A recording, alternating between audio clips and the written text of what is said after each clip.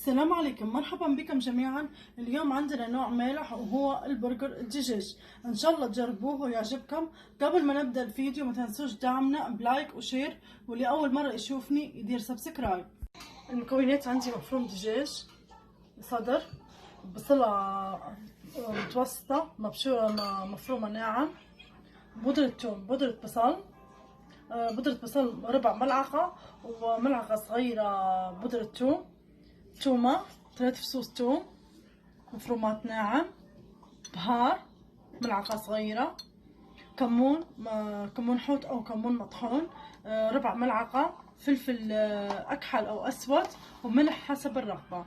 عندي للحشو جبنة مبشورة ومكسرات أو خضرة مقلية أو أي شيء تحبوه، ومكسرات أي نوع مكسرات.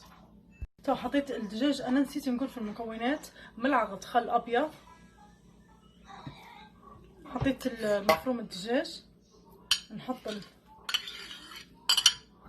البصل المفروم ناعم، نحط الثومه، بودره الثوم وبودره البصل، البهارات، الملح والفلفل الاكحل والكمون والملح. تو نعجن المكونات هذه مع بعضها. نحط كشيك كبير، خل او كشيك ونص، نحط خبزة مرحية او بقسماط، كشيك، 2 كشيكين كبار. ونحرك المكونات كلها مع بعضها. هذه العجينة بعد ما عجناها بتاعت الهمبرجر، عندي قطعها بالشكل هذا، دائرة كبيرة. الحشو قلنا عليهن جبنة مبشورة أو مكسرات باشرينهن ناعم بالشكل هذا، أو أي شيء، حتى لو خضرة مقلية. ناخذ من العجينة، تحط على طول في الطاجين. عندي الطاجين مدهون بزيت، نحط الطبقة الأولى،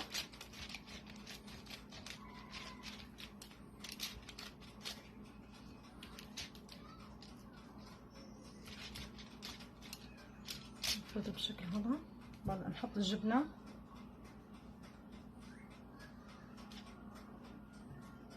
نحط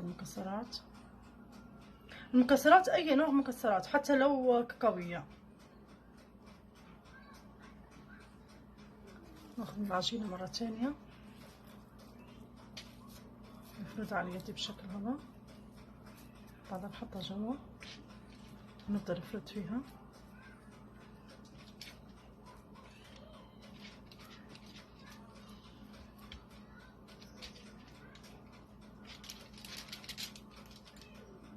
بعدها نجيب الكشك الأفطح هذا، نجيبها بيه بس نسوي الأطراف، نسكرها، نسكر الأطراف هيك.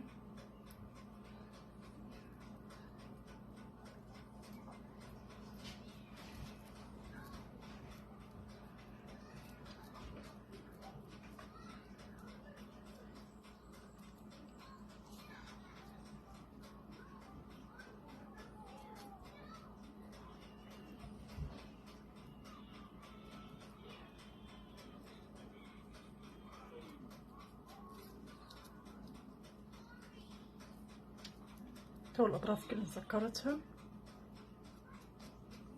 بالشكل هذا. نحطها في الطاجين، ندير الثانية.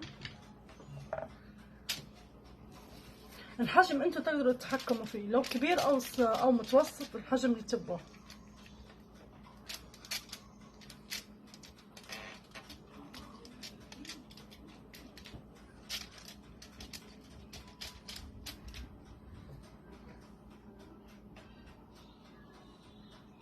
الجبنة، مكسرات،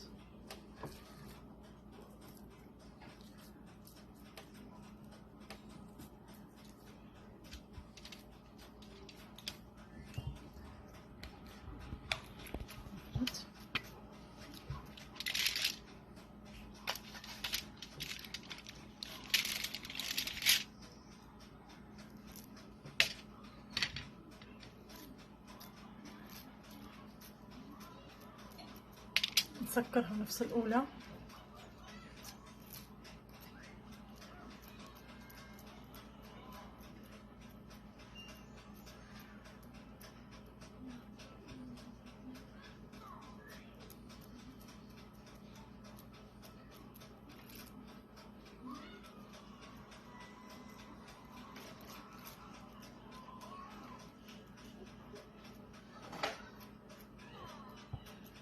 بالشكل هذا سكرنا الأطراف كلها.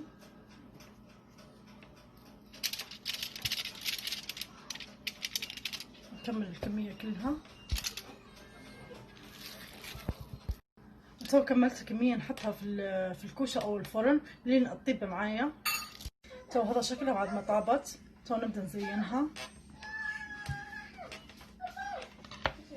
عندي صلصة عادي، صلصة بيتزا. حط الصلصة الأول، حط عليها الجبنة،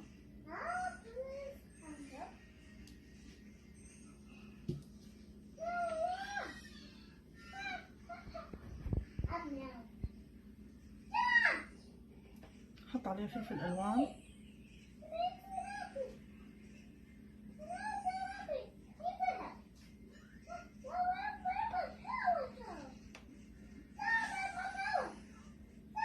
بالشكل هذا. نحطها في الكوشة أو الفرن لين تسيح معي الجبنة ونطلعها دغري. وهذا شكلها نهائي بعد ما قدمناها. هذا شكلها من جوا. إن شاء الله تجربوها وتعجبكم.